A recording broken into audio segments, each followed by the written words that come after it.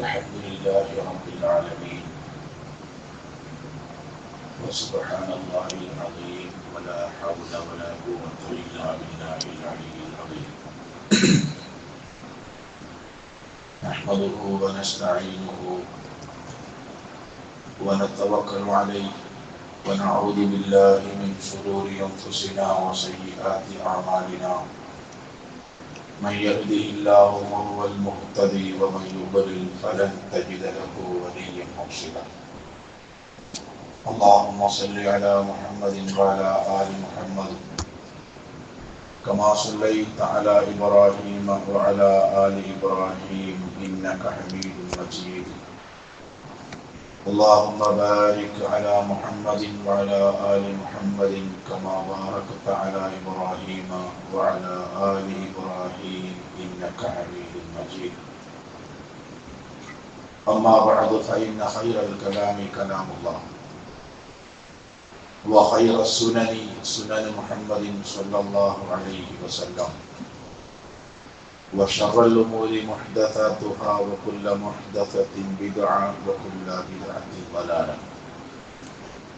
يا أيها الذين آمنوا اتقوا الله حق تقاته ولا تموتن إلا وأنتم مسلمون أعوذ بالله السميع العليم من الشيطان الرجيم بسم الله الرحمن الرحيم وأنيبوا إلى ربكم وأسلموا له من قبل أن يأتيكم العذاب ثم لا تنصرون സത്യവിശ്വാസികളായ സഹോദരന്മാരെ, സഹോദരികളെ, സുഹൃത്തുക്കളെ, അള്ളാഹുവിന്റെ നിയമനിർദ്ദേശങ്ങൾ പാലിച്ചും പുലർത്തിയും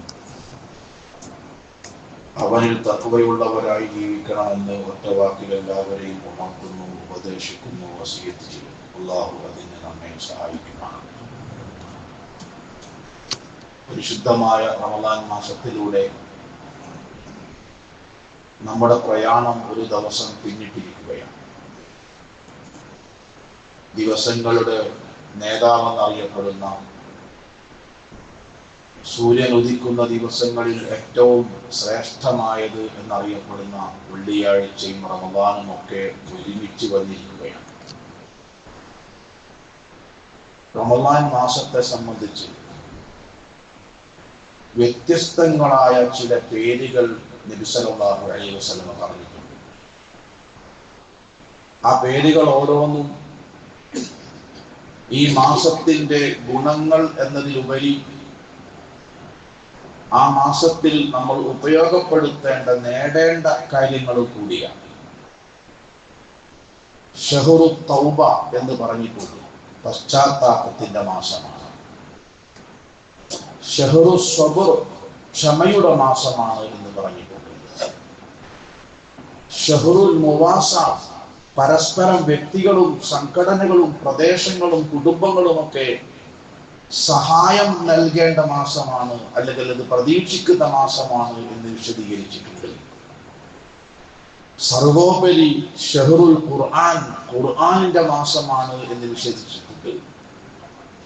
ഷഹ്റുൽ മുബാറക്, അള്ളാഹുവിൽ നിന്ന് വ്യത്യസ്തങ്ങളായ അനുഗ്രഹങ്ങൾക്ക് ഒരടിമ അർഹമാവാൻ സാധ്യതയും ചാൻസുമുള്ള മാസമാണ് എന്ന് വിശദീകരിച്ചിട്ടുണ്ട്.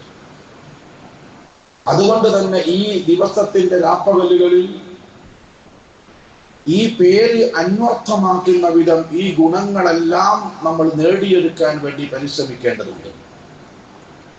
കേവലമായ ചില ആരാധനകൾ എന്നതിലുപരി ഈ പറയപ്പെട്ട ഗുണഗണങ്ങളും വിശേഷങ്ങളും പ്രത്യേകതകളും അള്ളാഹു റസൂൽ സല്ലല്ലാഹു അലൈഹി വസല്ലം എന്തിനാണോ നമുക്ക് പറഞ്ഞു തന്നത് അത് നേടിയെടുക്കുവാനുള്ള തീവ്രമായ പരിശ്രമം നിലനിർത്തേണ്ടതുണ്ട്. ഷഹ്റു തൗബ, പശ്ചാത്താപം, മടങ്ങ. താബ എന്ന വാക്കിന്റെ അർത്ഥം മടങ്ങീന. എന്താ മടങ്ങാൻ കാരണം? വഴി തെറ്റി വന്നതാണ്. വഴിതെറ്റി വന്ന ഒരാൾ എവിടെ വെച്ചാണോ തനിക്ക് വഴിതെറ്റി എന്ന് മനസ്സിലായത് അത് സ്വയം അംഗീകരിച്ച് ശരിയിലേക്ക് മടങ്ങിപ്പോകുന്നതിന്റെ പേരാണ് തൗബ.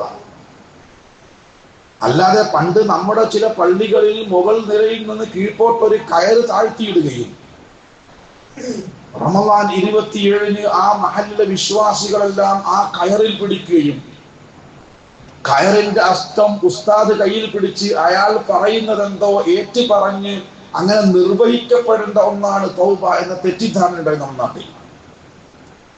സത്യത്തിൽ ഒരു വ്യക്തി അവന്റെ പ്രയാണം ആരംഭിച്ചത് ആദം അലൈഹിസ്സലാത്തു വസ്സലാം സ്വർഗത്തിൽ നിന്നാണ്. തിരിച്ചു പോകേണ്ടതും അങ്ങോട്ടാണ്. ആ റൂട്ട് തെറ്റി എന്ന് മനസ്സിലായാൽ ആ യാത്ര അവസാനിപ്പിച്ച് ശരിയിലേക്ക് തിരിഞ്ഞു നടക്കുക, മടങ്ങുക എന്നാണ് താബ എന്ന വാക്കിന്റെ അർത്ഥം. എനിക്ക് ഈ ക്ലാസ് ഈ ഖുതുബ കഴിഞ്ഞ് കോഴിക്കോട്ടേക്കാ പോകേണ്ടത്. ഞാൻ അറിയാതെ ഇങ്ങോട്ട് തെക്കോട്ട് അല്ലെങ്കിൽ കാസർഗോഡ് ഭാഗത്തേക്ക് പോകുന്ന ബസ്സിൽ കയറിയിരുന്നു. നോമ്പിന്റെ ക്ഷീണം കൊണ്ട് ഉറങ്ങിപ്പോയി. ബസ് മൂവ് ചെയ്തു, തളിപ്പറമ്പിലെത്തി. കണ്ടക്ടർ തട്ടി വിളിച്ചു, എങ്ങട്ടാണ്? കോഴിക്കോട്. ഏത് കോഴിക്കോട്? ഏത് ബസ്സിലാണ് കയറിയിരുന്നത്? മാറിപ്പോയി. എന്ത് ചെയ്യണം? തളിപ്പറമ്പിറങ്ങണം. അപ്പൊ സമയം നഷ്ടല്ലേ? നഷ്ടമുണ്ട്. പൈസ നഷ്ടല്ലേ? നഷ്ടമുണ്ട്. അഭിമാനം പോയില്ലേ? മൂന്നും പോയി. എല്ലാം സഹിച്ച് ഇറങ്ങി ശരിയായ റൂട്ടിലേക്ക് യാത്ര തുടരുന്നതിന്റെ പേരാണ് തൗബ എന്ന് പറയുന്നത്. അതിന്റെ മാസമാണ് ഈ മാസം. നമ്മളൊരു പെൻസിൽ കുട്ടികൾക്ക് എഴുതാൻ വാങ്ങി കൊടുക്കുമ്പോൾ അതിന്റെ ഒരറ്റം കൊണ്ട് എഴുതുമ്പോൾ അതിന്റെ മറ്റേ അറ്റത്ത് റബ്ബറാണ് ഈ മായ്ക്കാനുള്ളത്. എന്താ കാര്യം? എഴുതുമ്പോൾ തെറ്റ് വരും എന്ന് എല്ലാവർക്കും അറിയാം. ജീവിതത്തിൽ അബദ്ധം സംഭവിക്കുന്നത് സ്വാഭാവികമാണ്. കുല്ലു ബനി ആദമ ഖത്താഊൻ, എല്ലാ ആദമിന്റെ മക്കൾക്കും ഏതെങ്കിലും നിലയിലുള്ള അബദ്ധങ്ങൾ സ്വാഭാവികമാണ്. ഖൈറുൽ ഖത്താഈന, തെറ്റ് ചെയ്യുന്നവരിൽ ഉത്തമർ. അത്ഭുതകരമാണ് ആ പ്രഖ്യാപനം. തെറ്റ് ചെയ്യുന്നവരിൽ ഉത്തമരോ? അതെ. ആരാ? അത്തവ്വാബൂൻ, അത് മനസ്സിലായ ഉടനെ നിർത്തി ശരിയിലേക്ക് മടങ്ങിപ്പോകുന്നവർ, അവരേറ്റവും ഉത്തമരാണ്. അതിനുള്ള മാസമാണ്. ഖുർആൻ എത്രയോ ആയത്തുകൾ തുബൂ ഇലല്ലാഹി ജമീഅൻ അയ്യുഹൽ മുഅ്മിനൂൻ ലഅല്ലകും തുഫ്ലിഹൂൻ, വിശ്വാസികളെ നിങ്ങൾ എല്ലാവരും അല്ലാഹുവിലേക്ക് നിഷ്കളങ്കമായി തൗബ ചെയ്തു മടങ്ങണം, നിങ്ങൾ വിജയം പ്രാപിച്ചേക്കാം. എത്രയോ സ്ഥലത്ത് അല്ലാഹു ആവശ്യപ്പെട്ടു. അല്ലാഹുവിന് ഒരടിമ അവനിലേക്ക് കൈ ഉയർത്തി അവന്റെ ജീവിതത്തിൽ അറിഞ്ഞോ അറിയാതെയോ സംഭവിച്ചു പോയ സ്ഖലിതങ്ങൾ എടുത്തെടുത്തെടുത്ത് പറഞ്ഞ് പ്രാർത്ഥിക്കുന്നത് എന്തുമാത്രം ഇഷ്ടമാണെന്നറിയാം. നബി സല്ലല്ലാഹു അലൈഹി വസല്ലമ ഒരു ഉദാഹരണത്തിലൂടെ അത് വിശദീകരിച്ചു തന്നു. ഒരടിമ അള്ളാഹുവിനോട് തൗബ ചെയ്യുമ്പോൾ അള്ളാഹുവിന് ആ അടിമയോടുണ്ടാകുന്ന സ്നേഹവും സന്തോഷവും. ഒരു മരുഭൂമിയിലൂടെ യാത്ര പോകുന്ന ഒരാളെ ഉദാഹരിച്ചു കൊണ്ടാണ് നമ്മുടെ നേതാവ് വിശദീകരിച്ചിട്ടുള്ളത്. ആ യാത്രക്കാരൻ ക്ഷീണം കാരണം ഒരു മരച്ചുവട്ടിൽ തന്റെ ഭക്ഷണ സാധനങ്ങളും അതുപോലെ യാത്രാവാഹനവും കെട്ടി സുഖമായി വിശ്രമിച്ചു. അദ്ദേഹം കണ്ണു തുറന്നു നോക്കുമ്പോൾ വാഹനം കാണുന്നില്ല. വാഹനപ്പുറത്താണ് സകല സാധന സാമഗ്രികളും, ഭക്ഷണവും വെള്ളവും എല്ലാം. മരുഭൂമിയിൽ കണ്ണെത്തുന്ന ദൂരത്ത് ഒരു അടയാളവുമില്ല, പച്ച മണലല്ലാതെ, ഉണങ്ങി നിൽക്കുന്ന മണലും ചുടുകാറ്റുമല്ലാതെ. വാഹനത്തെ പറ്റി യാതൊരു അടയാളവുമില്ല. കയ്യിൽ കുടിക്കാനൊരു തുള്ളി വെള്ളമില്ല, ഭക്ഷണമില്ല. എന്ത് ചെയ്യും? ഒന്നും ചെയ്യാല്ല. അവിടെ കിടന്നിട്ട് മരിക്കാൻ വേറൊരു രക്ഷയില്ല. അദ്ദേഹം നിരാശനായി ഇരുന്ന് കണ്ണ് മയങ്ങിപ്പോയി, ഒന്ന് ഉറങ്ങിപ്പോയി. ഒരു ശബ്ദം കേട്ടു. കണ്ണു തുറന്നപ്പോൾ അതാ വാഹനം തന്റെ മുമ്പിൽ നിൽക്കുന്നു.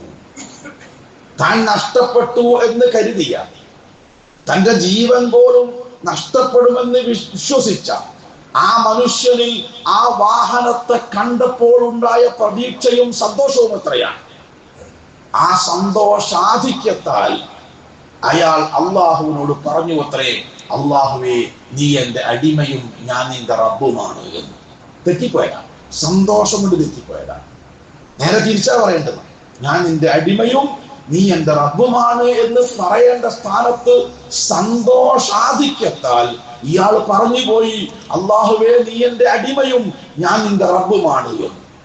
അത്ര സന്തോഷം ഒരടിമ അവനിലേക്ക് തൗബ ചെയ്യുമ്പോൾ അല്ലാഹുവിനുണ്ടാകുമെന്ന് നബി സല്ലല്ലാഹു അലൈഹി വസല്ലമ പറഞ്ഞിട്ടുണ്ടെങ്കിൽ ആ മാസത്തിലൂടെയാണ് നമ്മൾ കടന്നു പോകുന്നത്. പകലിൽ തെറ്റ് ചെയ്തവന്റെ പശ്ചാത്താപം സ്വീകരിക്കാൻ രാത്രിയും, രാത്രിയിൽ തെറ്റ് ചെയ്തവന്റെ പശ്ചാത്താപം സ്വീകരിക്കാൻ പകലിലും രണ്ട് കൈയും നീട്ടി നിൽക്കുന്നവരാണ് റബ്ബ് എന്ന് നബി സല്ലല്ലാഹു അലൈഹി വസല്ലമ പറഞ്ഞിട്ടുണ്ടെങ്കിൽ വമാ യൻതിഖു അനിൽ ഹവാ ഇൻ ഹുവ ഇല്ലാ വഹ്യു യൂഹ. അത് അല്ലാഹ് പറഞ്ഞു കൊടുത്തതാ, അല്ലാഹ് പറഞ്ഞു കൊടുത്തതാ. അല്ലാഹ് വഹി കൊടുക്കാതെ അല്ലാഹുവിന്റെ റസൂൽ സ്വല്ലല്ലാഹു അലൈഹി വസല്ലം അങ്ങനെ പറയില്ല. എങ്കിൽ നമ്മളുടെ പശ്ചാത്താപത്തെ അല്ലാഹു എത്ര താല്പര്യത്തോടെയാണ് കാത്തു നിൽക്കുന്നത്. എല്ലാ കണ്ണുകളും വിറച്ചു പോകുന്ന യൗമൻ തതഖല്ലബു ഫീഹിൽ ഖുലൂബു വൽ അബ്സാർ, ഹൃദയങ്ങളും കണ്ണുകളും വിറച്ചു പോകുന്ന ദിവസമാണ് മഹ്ശറ. എല്ലാ കണ്ണുകളും വിറച്ചു പോകും, 3 കണ്ണുകൾ ഒഴികെ എന്ന് നബി തിരുമേനി സല്ലല്ലാഹു അലൈഹി വസല്ലം തങ്ങൾ പറഞ്ഞു. ഒന്ന്, നോമ്പ് കൊണ്ട് നേടേണ്ട ഏറ്റവും പ്രധാനപ്പെട്ട ഒരു ഗുണമാണ്. എന്താണ്? ഹറാമിൽ നിന്ന് വിട്ട്, ഹറാം കാണുമ്പോൾ കീഴ്പോട്ട് താഴുന്ന കണ്ണ്. ഈ ഹറാം കാണുമ്പോ കീഴ്പോട്ട് താഴുന്ന കണ്ണ് എന്ന് പറഞ്ഞാൽ എല്ലാരും മനസ്സിലാക്കല് പെണ്ണുങ്ങളെ കാണാന്നുള്ളത് മാത്രമേ അറിയുള്ളൂ. അല്ല, ഹറാമായ വഴിക്ക് പണം സമ്പാദിക്കാവുന്ന വഴി നമ്മൾ കാണും. ഹറാമായ വഴിക്ക് ധനം ചിലവഴിക്കാവുന്ന ഒരുപാട് അവസരങ്ങൾ വരും. എല്ലാ സന്ദർഭത്തിലും അല്ലാഹ് നിഷിദ്ധമാക്കിയ ഏതൊരു കാര്യത്തിൽ നിന്നും സ്വന്തത്തെ കഠിനമായി ബേക്കോട്ട് വലിക്കുന്ന ആ കണ്ണുണ്ടല്ലോ, നാളെ പരലോകത്ത് കരയേണ്ടി വരില്ല. രണ്ടാമത്തത് സഹിറത്ത് ഫീ സബീലില്ലാഹ്, അള്ളാന്റെ മാർഗത്തിൽ ഉറക്കൊഴിഞ്ഞ കണ്ണ്. 3 കണ്ണും നേടാൻ അവസരം ഈ മാസത്തിലുണ്ട്. ഈ മാസത്തിൽ നോമ്പ് നോറ്റ ഒരു മനുഷ്യന്റെ കണ്ണിന്റെ നോമ്പെന്താ? ഹറാം നോക്കാതിരിക്കുക എന്നുള്ളതാണ്. ചെവിയുടെ നോമ്പെന്താ?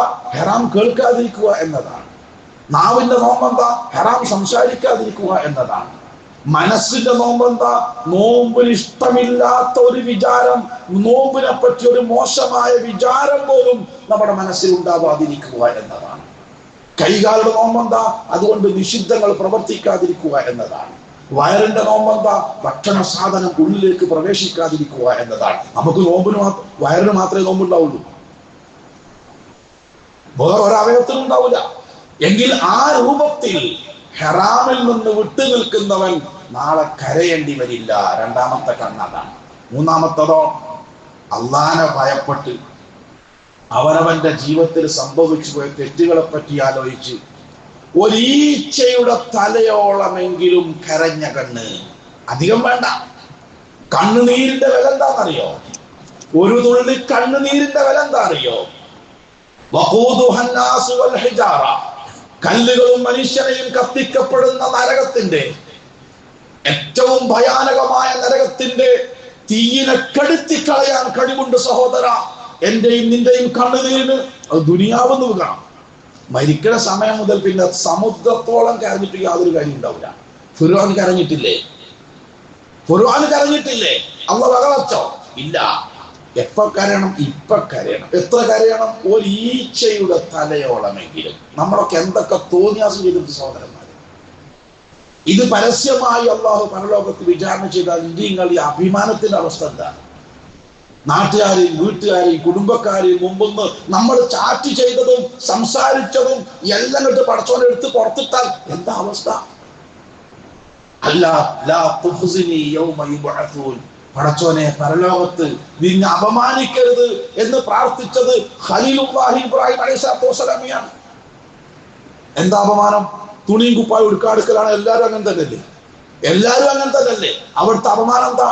എന്റെ രഹസ്യങ്ങൾ, എന്റെ മനസ്സിന്റെ മോശമായ ചിന്തകൾ നീ പരലോകത്ത് പരസ്യപ്പെടുത്തിയാൽ എന്താ എന്റെ അവസ്ഥ? അതെടുത്തു പറഞ്ഞ് കണ്ണിന്ന് കണ്ണുനീർ വാർക്കുന്നവൻ ഒരു കാരണവശാലും അയാൾ പരലോകത്ത് കരയേണ്ടി വരില്ല. ലാ യൽജന്നാരു മൻ ബകാ മിൻ ഖശിയത്തില്ലാഹ്. അല്ലാഹനെ ഭയപ്പെട്ട് കരഞ്ഞവന്റെ കണ്ണും അവന്റെ ശരീരവും അവന്റെ മുഖവും നരകവും ഒരിക്കലും യോജിക്കുകയില്ല. മൂന്നും നേടേണ്ട സന്ദർഭമാണ്. അതാണ് ഷഹ്റു തൗബ, പശ്ചാത്താപത്തിന്റെ മാസം. സഹോദരങ്ങളെ, അള്ളാഹു തന്ന നിഅമത്ത് എണ്ണിയാ തീരുവോ? പണ്ടൊക്കെ നമ്മൾ ബാങ്കിൽ പോയാൽ 1,00,000 റുപ്യ എണ്ണണേ എത്ര സമയം കാത്തിക്കണം.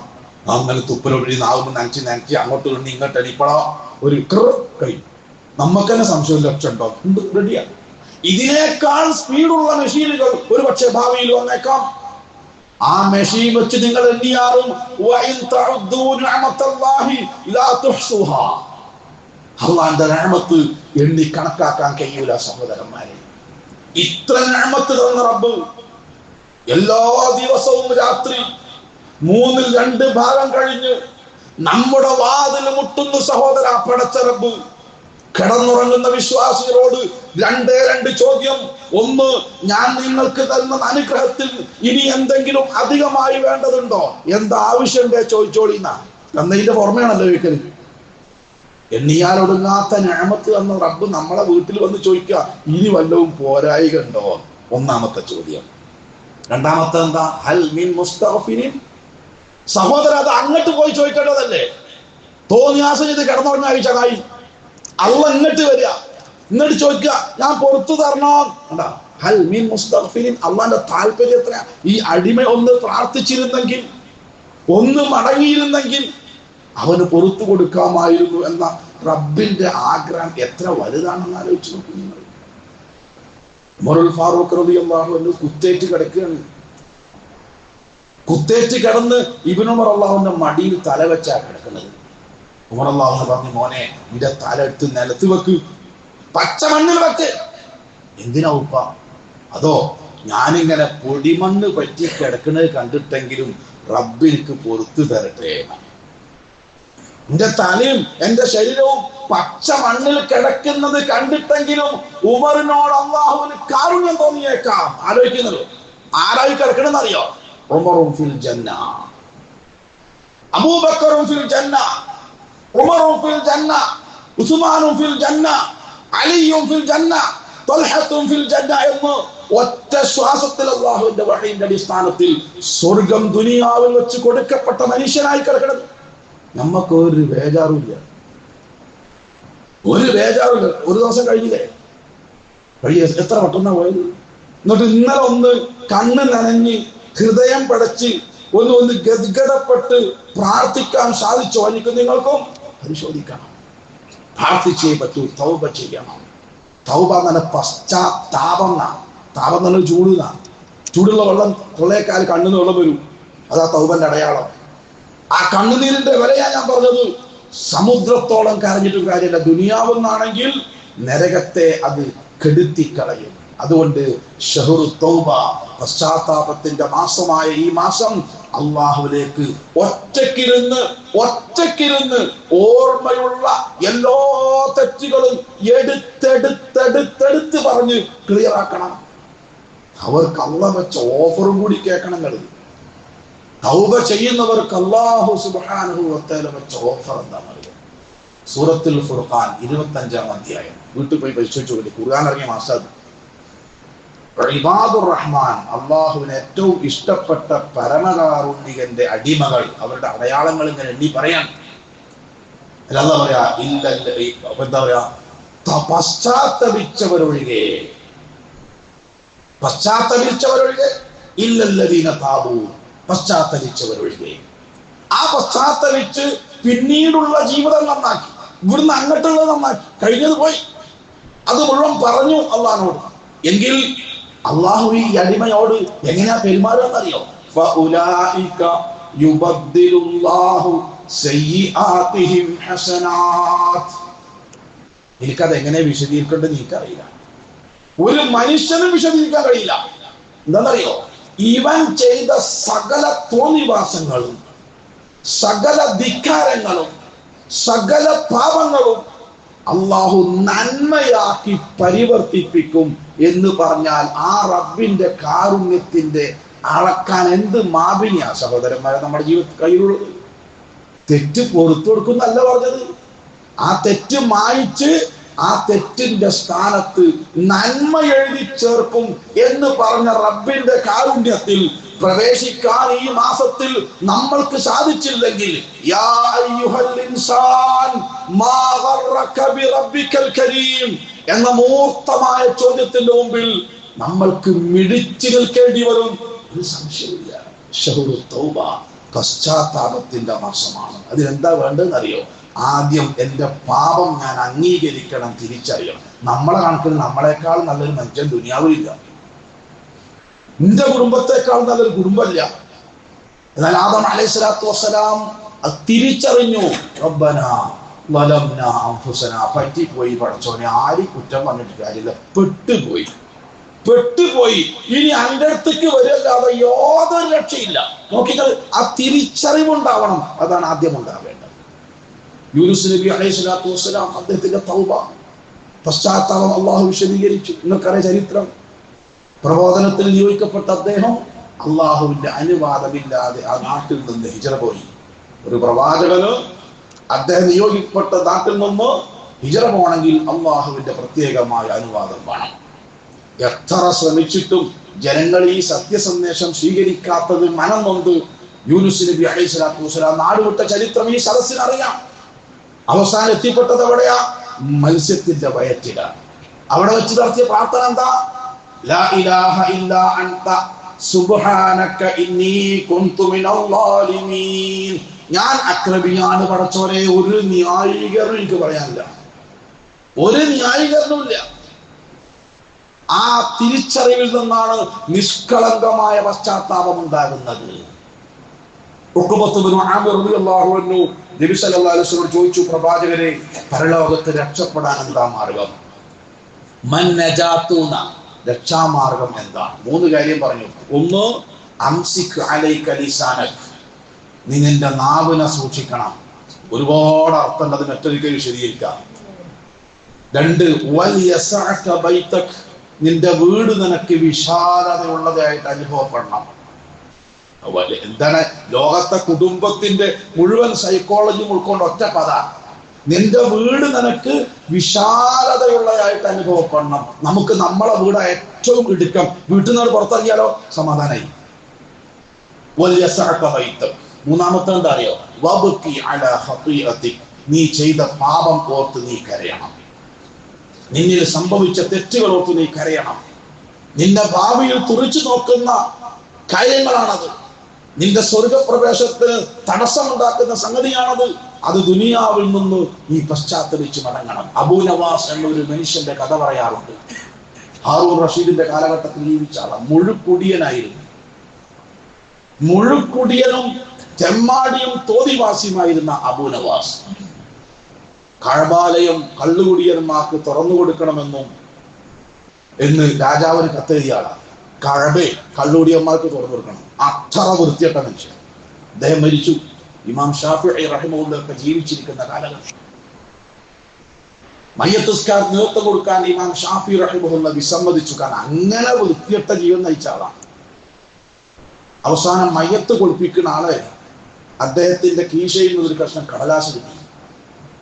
ആ കടലാസിൽ അദ്ദേഹത്തിന്റെ പശ്ചാത്താപമായിരുന്നു. അദ്ദേഹം കവിയാണ്. കവിതയിലൂടെയാണ് അദ്ദേഹത്തിന്റെ പശ്ചാത്താപം പ്രകടിപ്പിച്ചത്. യാ റബ്ബി ഇൻ അളുമത് ദുനൂബി കസറതൻ വലഖദ് അലിംതു ബി അന്ന അഫ്വക അഅലമു. യാ റബ്ബി, എന്റെ റബ്ബേ, ഇൻ അളുമത് ദുനൂബി കസറതൻ, എന്റെ പാപം എത്രമേൽ അധികമുള്ളതാണെങ്കിലും വലഖദ് അലിംതു ബി അന്നക അഫ്വക അഅലമു, നിന്റെ മാപ്പ്, നിന്റെ മഗ്ഫിറത്ത് എന്റെ പാപത്തെക്കാൾ വിശാലമാണ് എന്ന് റബ്ബേ ഞാൻ തിരിച്ചറിയുന്നു. ഇൻ കാന ലാ യർജൂക ഇല്ലാ മുഹ്സിനുൻ, നന്മ ചെയ്തവരും തഖ്വയുള്ളവർക്കും മാത്രമേ നിന്നിലേക്ക് കൈ ഉയർത്താൻ അവകാശമുള്ളൂ എങ്കിൽ എന്താണ്? ഫബിമൻ യലൂദു വയസ്തജീറുൽ മുജ്രിമു, എന്നെ പോലത്തെ പാപികൾ പടച്ചോനെ ആരെ മുമ്പിലാ കൈ നീട്ടുക? നിന്റെ അടുത്ത് കൈ നീട്ടാൻ അവകാശം നല്ലവർക്കും തഖ്വയുള്ളവർക്കും മാത്രമാണെങ്കിൽ ഫബിമൻ യലൂദു വയസ്തജീറുൽ മുജ്രിമു, പാപികളായ ഞങ്ങളെ പോലുള്ള ആളുകൾ പിന്നെ ആരെടുത്തേക്കാ റബ്ബേ പോവുക? അദ്ഉക റബ്ബിക മാ ഉമിർത തദർറുഅൻ, നീ കൽപ്പിച്ച പ്രകാരം റബ്ബേ ഞാൻ വിനയത്തോടെ നിന്നോട് പ്രാർത്ഥിക്കുന്നു. എന്റെ കൈകളെങ്ങാണ് നീ തട്ടി മാറ്റിയാൽ എന്നോട് കരുണ കാണിക്കാൻ പിന്നെ ആരാണുള്ളത്? നിന്നിലേക്ക് കൈ ഉയർത്താൻ, നിന്നോട് പ്രാർത്ഥിക്കാൻ അവകാശപ്പെടാനായി അബൂ നവാസിന് ഒന്നുമില്ല. മാലി ഇലൈക വസീലത്തൻ ഇല്ല റജാ, നിന്നിലുള്ള പ്രതീക്ഷയല്ലാതെ ഞാൻ ചെയ്ത ഏതെങ്കിലും ഒരു നന്മ കൊണ്ട് നിന്നിലേക്ക് നിന്നെ കൈ ഉയർത്താൻ എനിക്ക് യാതൊരു അധികാരമില്ല. ഒരു നന്മ ചെയ്തിട്ടില്ല. പിന്നെ എന്താ ഉള്ളത്? നിന്നിലൊരു പ്രതീക്ഷ എനിക്കുണ്ട്. ഏത് പ്രതീക്ഷ? നീ എത്ര ഭംഗിയായി മാപ്പ് നൽകുന്നവനാണ്, അതിനുള്ള പ്രതീക്ഷയും പിന്നെ ഞാനൊരു മുസ്ലിമായ ഉമ്മക്കും ബാപ്പക്കും ജനിച്ചവനാണല്ലോ റബ്ബേ, ഈ ഒരു പ്രതീക്ഷ മാത്രമേ ഉള്ളൂ. അതുകൊണ്ട് ഞാൻ നിന്നിലേക്ക് കൈവർത്തുന്നു എന്ന അദ്ദേഹത്തിന്റെ കവിത കയ്യിൽ കിട്ടിയപ്പോ ഇമാം ഷാഫി റഹിമഹുല്ല അദ്ദേഹത്തിന് മയ്യത്ത് നിസ്കരിച്ചുകൂടാ. പശ്ചാത്താപം സഹോദരങ്ങളെ ലിമിറ്റില്ലാത്തതാ. ആ മാസത്തിലൂടെ ഞങ്ങൾ കടന്നു പോകുന്നത്. ഇത് കഴിഞ്ഞ് അടുത്ത റമദാൻ പ്രതീക്ഷിക്കാൻ നമ്മൾക്ക് ആയുസില്ലെങ്കിൽ ഈ റമദാൻ കൊണ്ട് 10 കാര്യങ്ങൾ നേടണം. 10 കാര്യം. ഒന്ന്, ഈമാൻ കിട്ടി ഭരിക്കണം. അതിന്റെ തൗഫീഖ് വാങ്ങേണ്ടത് ഈ മാസത്തിലാണ്. അതിനെന്തൊക്കെ തടസ്സമുണ്ടോ മുഴുവൻ നീക്കണം. എങ്ങനെ എന്നെ പുനഃക്രമീകരിക്കണോ അത് ചെയ്യണം. അതിന്റെ മാസമാണിത്. ഖബർ വിശാലമാവണം. ഖബറിലേക്ക് സ്വർഗത്തിന്റെ കവാടം തുറക്കപ്പെടണം. ഖബറിലെ ചോദ്യത്തിന് കൃത്യമായി മറുപടി പറയാൻ പടച്ചവന്റെ സഹായം കിട്ടണം. പരലോകത്ത് ഹൗദുൽ കൗസർ കുടിക്കാൻ അർഹത കിട്ടണം. വലത് കയ്യിൽ കർമ്മരേഖ ലഭിക്കണം. എളുപ്പത്തിലുള്ള വിചാരണ കിട്ടണം. സിറാത്തിലൂടെ ഇടിമിന്നൽ വേഗത്തിൽ പോകണം. സ്വർഗം കിട്ടണം. നരകത്തിൽ രക്ഷപ്പെടണം. 10 കാര്യമായി. ആകളുടെ 30 ദിവസമാണ്. അയ്യോ, ഒന്ന് കഴിഞ്ഞു. എത്ര മൂല്യമുള്ളതാണ് ഓരോ ദിവസവും എന്ന് മനസ്സിലാക്കി പശ്ചാത്താപ വിവശരാകുക. 2, ഷഹ്റു സ്വബ്ർ, ക്ഷമയുടെ മാസം എന്ന് നബി സല്ലല്ലാഹു അലൈഹി വസല്ലം തങ്ങൾ പറഞ്ഞു. ഏത് 4 കാര്യത്തിലാണ് ക്ഷമ വേണ്ടത്? ഒന്ന്, അള്ളാഹ്ക്ക് ചെയ്യേണ്ട ഇബാദത്ത് അവൻ പറഞ്ഞ രൂപത്തിലും ഭാവത്തിലും നിർവഹിക്കണമെങ്കിൽ നല്ല ക്ഷമ വേണം. നോമ്പ് 6 അവയവത്തിന് നോമ്പ് കൊടുത്ത് നോമ്പ് പൂർത്തിയാക്കണമെങ്കിൽ നല്ല ക്ഷമ വേണം. നമസ്കാരം പടച്ചവൻ റസൂലും പറഞ്ഞ രൂപത്തിൽ തുടക്കം മുതൽ ഒടുക്കം വരെ മുന്നോട്ട് പോകണമെങ്കിൽ ക്ഷമ വേണം. പരിശുദ്ധ ഖുർആൻ അള്ളാഹ് സ്വീകരിക്കുന്ന രൂപത്തിൽ അക്ഷരസ്ഫുടതയോടെ തജ്വീദിന്റെ നിയമത്തോടെ ഓതണമെങ്കിൽ ക്ഷമ വേണം. ഏനാ ക്ഷമ വേണ്ടാത്തത്? അതാണ് ഇബാദത്തിലുള്ള ക്ഷമ. 2, നേരത്തെ പറഞ്ഞതുപോലെ അള്ളാഹു വിരോധിച്ചതിൽ നിന്ന് പൂർണ്ണമായി വിട്ടുനിൽക്കണമെങ്കിൽ അതിശക്തമായ ക്ഷമ വേണം. 3, അള്ളാഹുവിന്റെ ഖളാ ഖദർ അതൊന്നും എനിക്കും നിനക്കും അനുകൂലമായി കൊള്ളണമെന്നില്ല. രോഗം കൊണ്ട് പരീക്ഷിക്കാം, ദാരിദ്ര്യമുണ്ടാവാം, മരണം സംഭവിക്കാം. അള്ളാഹുവിന്റെ പ്രതിഫലം ആഗ്രഹിച്ച് ക്ഷമിക്കണം. അതാണ് 3ാമത്തെ ക്ഷമ. 4, അള്ളാഹിന്റെ ദീൻ ദഅവത്ത് ചെയ്യുമ്പോൾ ഉണ്ടാകുന്ന പ്രയാസങ്ങളിൽ മനുഷ്യൻ ക്ഷമിക്കണം. ഷഹ്റു സ്വബ്ർ, ക്ഷമയുടെ മാസമാണ്. ഇങ്ങനെയുള്ള ഗുണങ്ങൾ മുഴുവൻ നമുക്ക് അള്ളാഹുവിന്റെ റസൂൽ പറഞ്ഞു തന്നത്. നമ്മൾ ആ ഗുണത്തിന് അർഹരാവണം. അത് നേടിയെടുക്കാൻ നമ്മൾക്ക് സാധിക്കണം. അതാണ് നോമ്പ്. നോമ്പ് ഒരു എന്താ പറയാ, വർക്ക്ഷോപ്പാണ്. ഒരു വർഷം ജീവിച്ച് നമ്മുടെ കേടുപാടുകൾ തീർക്കുന്ന സ്ഥലമാണ്. ഇനി ഒരു പുതിയ ജീവിതമാണ് നമുക്ക് തുടങ്ങുവാനുള്ളത്. കഴിഞ്ഞതെല്ലാം മായ്ച്ചു കളഞ്ഞ് നന്മയാക്കി പരിവർത്തിപ്പിച്ച് നന്മയോട് ആഭിമുഖ്യവും തിന്മയോട് വെറുപ്പും ഉണ്ടാകുന്ന രൂപത്തിൽ മുന്നോട്ട് പോകാൻ സാധിക്കണം. അവസാനിപ്പിക്കട്ടെ. നബി സല്ലല്ലാഹു അലൈഹി വസല്ലം വിശുദ്ധ ഖുർആൻ പറഞ്ഞല്ലോ, വസാരിഉ, ധൃതിപ്പെടണം പരലോകത്തിന് വേണ്ടി. സാബിഖു, മുൻകടക്കണം പരലോകത്തിന് വേണ്ടി. വലിയ തനാഫസുൽ മുതനാഫിസുൻ, കിടമത്സരം നടത്തണം പരലോകത്തിന് വേണ്ടി. ഇതൊക്കെ ഒന്നും ദുനിയാവിലാ നടക്കുന്നത്, ഇത് പരലോകത്തിന് വേണ്ടിയല്ല. ഞാനൊരു ചരിത്രം പറയട്ടെ. നബി സല്ലല്ലാഹു അലൈഹി വസല്ലം മദീന പള്ളി നിർമ്മിച്ചു കൊണ്ടിരിക്കുന്നു. പ്രഗത്ഭരായ സഹാബികൾ ഓരോരോ ഇഷ്ടിക കല്ലിങ്ങനെ കൊണ്ട കൊടുക്കുകയാണ്. നല്ല വെയിറ്റുള്ള കനുള്ള കല്ലാണ്. ആ കൂട്ടത്തിൽ അമ്മാർ ഇബ്നു യാസിർ റളിയല്ലാഹു അൻഹു, ആദ്യമായി ഇസ്ലാമിന് വേണ്ടി രക്തസാക്ഷിയായ ഉമ്മയുടെ മകൻ സുമയ്യ റളിയല്ലാഹുവിന്റെ മകനാണ്. 2 കല്ലാണ്. ഏറ്റവും വലിയ ആരോഗ്യമുള്ള സഹാബികൾ പോലും ഓരോ കല്ല് വഹിക്കുമ്പോ ഈ പാവപ്പെട്ട അടിമയായ ഈ മനുഷ്യൻ 2 കല്ല് വഹിച്ചു കൊണ്ടുപോകുന്നത് നബി സല്ലല്ലാഹു അലൈഹി വസല്ലമനെ കാണുകയാണ്. അള്ളാന്റെ റസൂല് ചെന്നിട്ട് അദ്ദേഹത്തിന്റെ ആ കല്ലിൽ നിന്ന് ശരീരത്തിലേക്ക് വീഴുന്ന മണ്ണുകളൊക്കെ ഇങ്ങനെ തട്ടി മാറ്റി ചോദിച്ചു, അമ്മാർ എല്ലാരും ഓരോ കല്ലല്ലേ എടുക്കണത്, അത് എടുത്താ പോരെ, എന്തിനാ അങ്ങനെ ഇടകരായത്? അതെ, നമ്മളാണ് എന്താ പറയാ, അമ്മാർ പറഞ്ഞു, റസൂലെ എനിക്ക് ഓലേക്കാളും പ്രതിഫലം കിട്ടണം, ഓലേക്കാളും കൂലി കിട്ടണം, എനിക്ക് ഒരു കല്ലിന്റെ കൂലി മതിയെങ്കിൽ എനിക്കത് പോരാ. ദുനിയാവിന്റെ വിഷയത്തിലല്ല ഈ മത്സരം ഉണ്ടാവേണ്ടത്, പരലോകത്തിന്റെ വിഷയത്തിലാണ്. അതുകൊണ്ട് അല്ലാഹുവിന്റെ റസൂൽ സല്ലല്ലാഹു അലൈഹി വസല്ലമ എന്തെല്ലാം ഗുണഗണങ്ങൾ ഈ മാസത്തിൽ പറഞ്ഞിട്ടുണ്ടോ അതെല്ലാം നേടിയെടുക്കുന്ന രൂപത്തില് ഇതുവരെ നമ്മൾ നോറ്റിട്ടില്ലാത്ത നോമ്പ്, ഇതുവരെ നിർവഹിച്ചിട്ടില്ലാത്ത തറാവീഹ്, ഇതുവരെ ഓതിയിട്ടില്ലാത്ത ഖുർആൻ പാരായണം, ഇതുവരെ നൽകിയിട്ടില്ലാത്ത സദഖ, ഇതുവരെ ഇല്ലാത്ത പള്ളിയുമായുള്ള ബന്ധം, ഇതെന്റെ ജീവിതത്തിൽ അവസാനത്തെ റമദാനാണ് എന്ന ബോധത്തോടെ ദിനരാത്രങ്ങളെ ഉപയോഗപ്പെടുത്താൻ പരിശ്രമിക്കുക. അള്ളാഹു അതിന് നമ്മയെല്ലാം അനുഗ്രഹിക്കുമാറാകട്ടെ.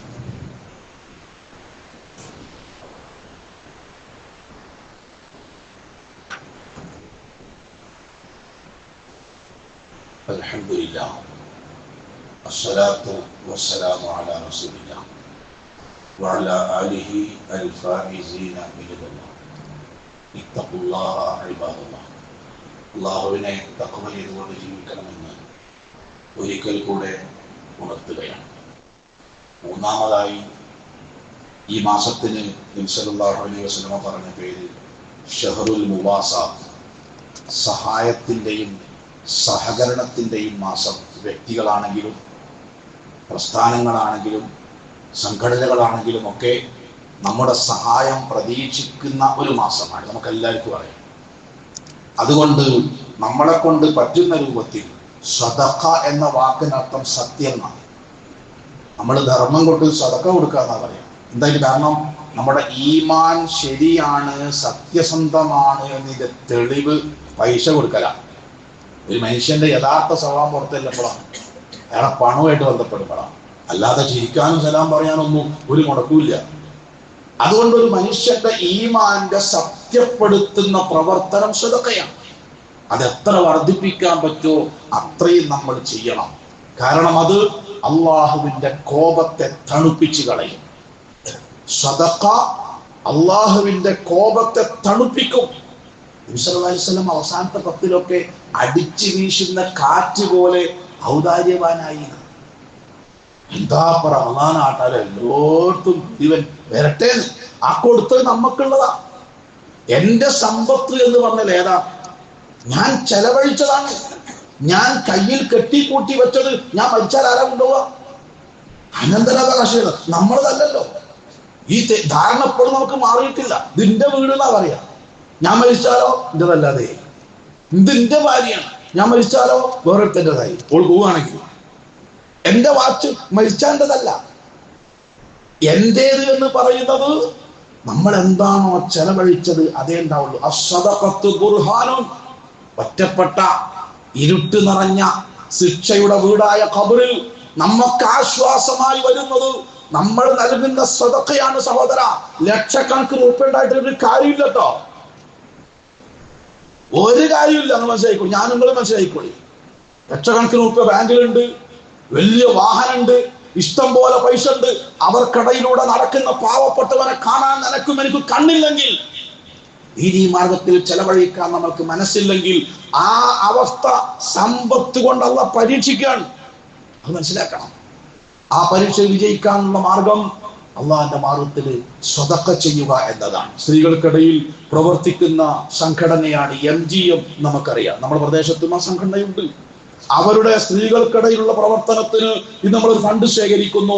അതിലെല്ലാവരും ദഅവത്തിന്റെ മാർഗത്തിൽ എന്ന നിലക്ക് വെള്ളിയാഴ്ച എന്നുള്ള നിലക്ക് എല്ലാവരും സഹായിക്കണം, സഹകരിക്കണം. സാമ്പത്തിക സമ്പത്ത് കൊണ്ടും ശരീരം കൊണ്ടും സമയം കൊണ്ടും അള്ളാഹുവിലേക്ക് തിരിഞ്ഞ് ഈ മാസം എപ്പോഴാണോ യാത്ര പറയുന്നത്, അള്ളാഹിന്റെ അടുക്കൽ എല്ലാ പാപവും പൊറുക്കപ്പെട്ട സ്വർഗത്തിനർഹരായ റയ്യാൻ എന്ന കവാടത്തിലൂടെ പ്രവേശിക്കാൻ അർഹത നേടുന്ന യഥാർത്ഥ നോമ്പുകാരായി ജീവിക്കാൻ പരിശ്രമിക്കുക, പ്രാർത്ഥിക്കുക. റഹ്മാനായ റബ്ബ് നമ്മെ അനുഗ്രഹിക്കുമാറാവട്ടെ.